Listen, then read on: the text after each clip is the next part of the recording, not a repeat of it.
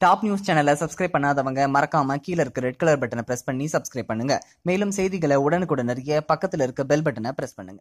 நாடாளுமன்ற தேர்தலை ஒட்டி அனைத்து கட்சியினரும் தற்போது தீவிர பிரச்சாரம் மேற்கொண்டு வருகின்றனர். இந்த நிலையில் தற்போது தேர்தல் ஆணையம் அதிரடியாக ஒரு அறிவிப்பை வெளியிட்டிருக்கிறது.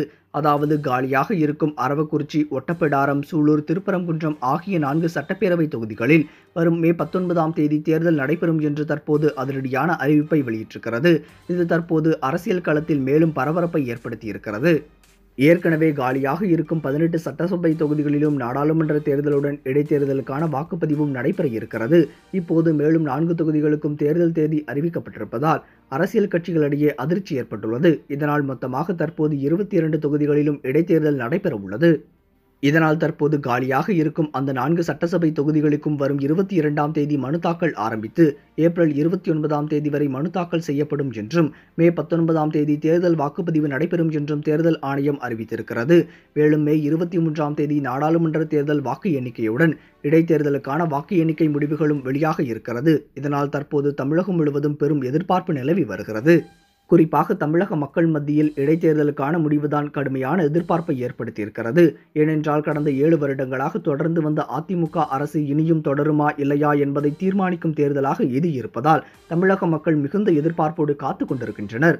சட்டசபையில் தற்போது இருக்கும் உறுப்பினர்களின் எண்ணிக்கையை வைத்து பார்க்கும் பொழுது அதிமுகவிற்கு 114 எம்எல்ஏக்கள் பலம் இருப்பதாக கூறப்படுகிறது.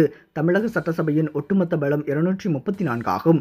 எனவே பெரும்பான்மையை நிரூபிக்க கண்டிப்பாக அதிமுகவிற்கு 118 எம்எல்ஏக்கள் பலம் தேவை.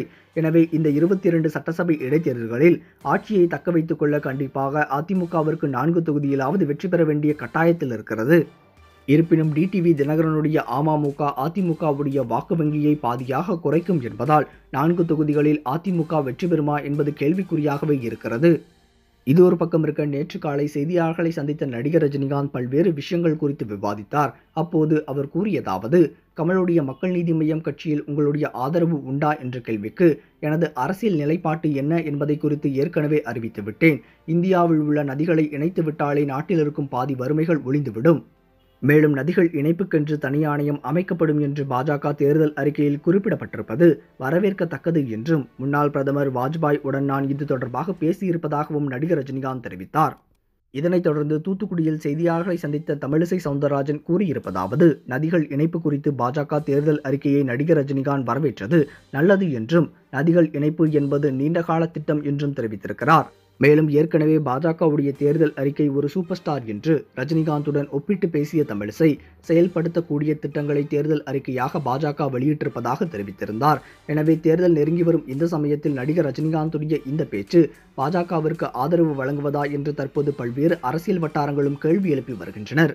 இது ஒரு பக்கம் இருக்க, நாடாளுமன்ற தேர்தலை ஒட்டி தற்போது பிரதமர் நரேந்திர மோடி பல்வேறு இடங்களில் தீவிர பிரச்சாரம் மேற்கொண்டு வருகிறார்.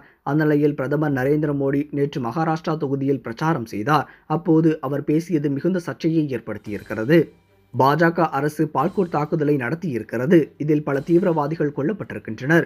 உலக நாடுகள் நம்மை பார்த்து வியப்படைந்தனர். ஆனால் நாங்கள் இதனை எந்த ஒரு தேர்தல் அறிக்கையிலும் குறிப்பிடப்படவில்லை என்றும் முதல் முறையாக வாக்களிக்கும் வாக்காளர்கள் உங்கள் வாக்குகளை பால்கோட் தாக்குதலுக்காக சமர்ப்பணம் செய்யுங்கள் என்றும் தெரிவித்திருக்கிறார்.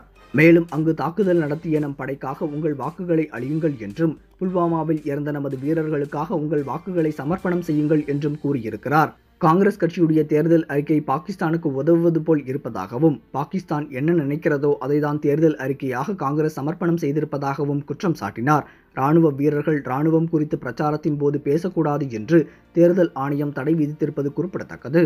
இது ஒரு பக்கம் இருக்க, திண்டுக்கல் தொகுதியை பொறுத்தவரையிலும் நாம் தமிழர் கட்சி சார்பாக நடிகர் மன்சூர் அலிகான் போட்டியிடுகிறார். அவர் தற்போது பல்வேறு விதமாக பிரச்சாரங்களை மேற்கொண்டு வருகிறார். அவருடைய பிரச்சாரம் தற்போது நாடு முழுவதும் அதிகமான கவனத்தை ஈர்த்திருக்கிறது.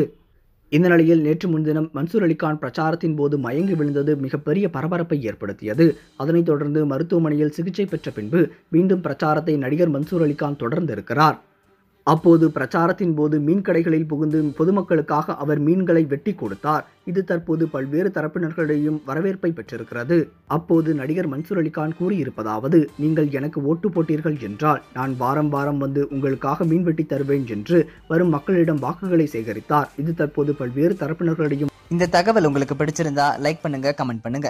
மறக்காம கீழே இருக்க ரெட் கலர் சப்ஸ்கிரைப் பட்டனை பிரஸ் பண்ணி டாப் நியூஸ் சேனலுக்கு சப்ஸ்கிரைப் பண்ணுங்க. நன்றி, வணக்கம்.